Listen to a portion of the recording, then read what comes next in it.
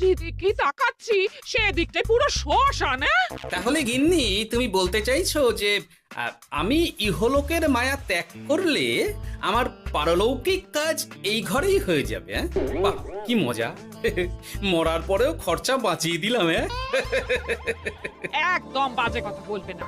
সারাদিন তুমি এদিক ওদিক চরকির মতন ঘুরতে থাকো, না আছে সংসারের কোনো দায়, না আছে দায়িত্ব। অনেক সয়াছি আর নয়, আসল ঘাট সাজি করে এখন আমার কাছে ন্যাকা সাহায্য। ও বাবা, আমি আবার কখন ন্যাকা সাজলাম?